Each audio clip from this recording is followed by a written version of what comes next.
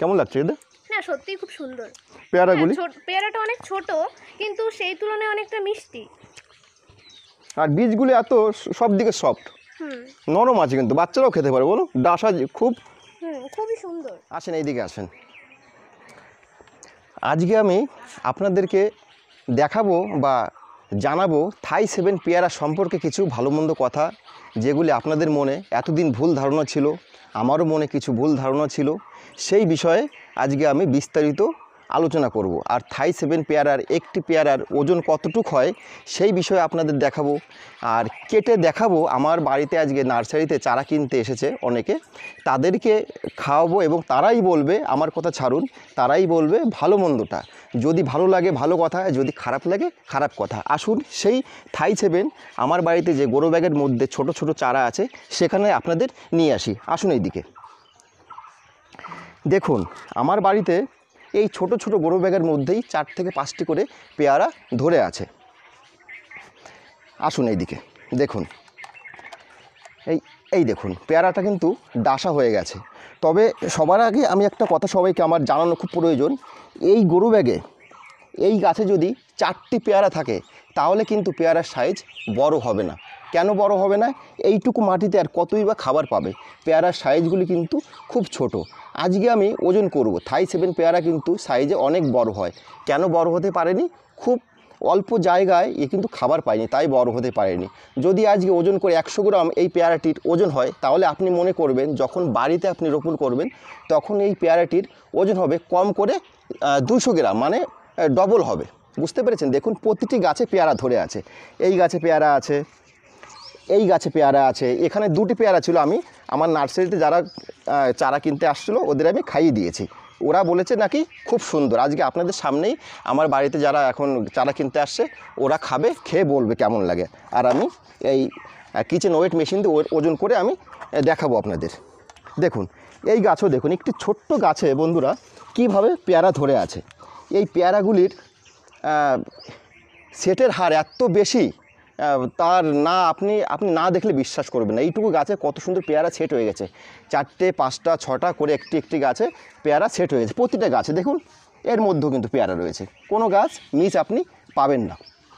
এবার বন্ধুরা তাহলে আসা যাক মূল বিষয়। এখান থেকে আমি যেটি পেয়ারা খাবার উপযুক্ত হয়ে গেছে, দেখুন কালারটি দেখুন কি সুন্দর হয়েছে, একদম ডাসা। বুঝতে পেরেছেন? আমার মধ্যেও কিন্তু আপনাদের মতো ভুল কিছু ভাবনা চিন্তা ছিল, যা আমার আগে জানা ছিল না, আপনারাও জানেন না। আজকে সঠিকটা আপনাদের সামনে তুলে ধরব। তাহলে হারভেস্ট করা হচ্ছে বন্ধুরা, দেখুন বাহ, মচ করে কিন্তু ভেঙে গেল। এবার পেয়ারাটির ওজন আমি দেখাচ্ছি আপনাদের এখানে।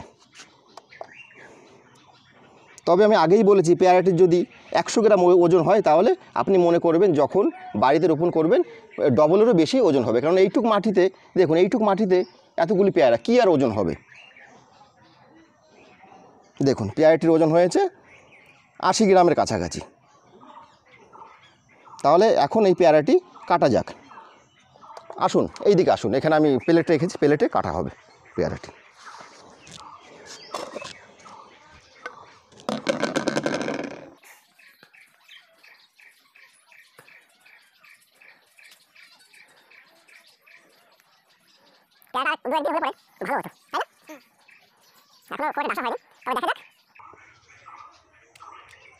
বাহ, মচমচ করছে কিন্তু।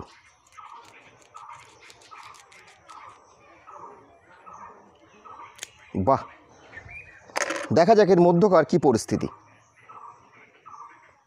দেখুন বীজ নেই বললেই কিন্তু চলে, একদম কিভাবে বীজ শূন্য। আর বীজগুলি কিন্তু একেবারে শস্যের দানার মতো সূক্ষ্ম সূক্ষ্ম।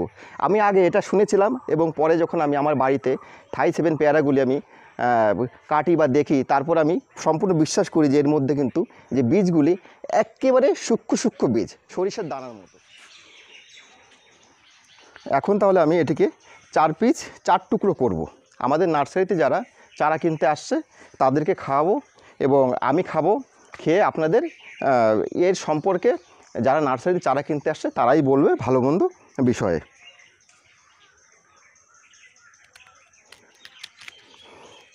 বাহ, একদম মচমচে ডাসা আছে।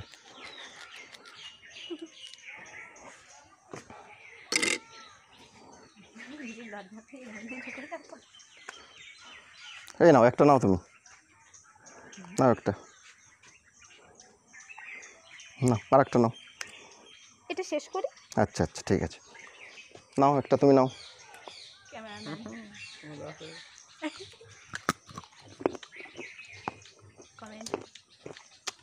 না সত্যি পেয়ারাটা খুব ভালো। হ্যাঁ বাহ, কেমন লাগছে এদের? না সত্যিই খুব সুন্দর।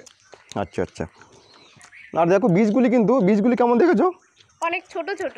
আমার মধ্যে কিন্তু একটা মানে ধারণা ছিল এই থাইসেমিন পেয়ারা মনে হয় খুব একটা ভালো নয়। আমি যত ভিডিও দেখেছি বা ইউটিউবে যেখানে যেখানে দেখেছি, কিন্তু যবে থেকে আমি আমার বাড়িতে ছোট ছোট গ্রো ব্যাগে দেখো কত ছোট চারা পেয়ারাগুলি, পেয়ারাটা অনেক ছোট কিন্তু সেই তুলনায় অনেকটা মিষ্টি। আর বীজগুলি এত সব দিকে সফট, হুম নরম আছে, কিন্তু বাচ্চারাও খেতে পারে বলো, ডাসা খুব। খুবই সুন্দর।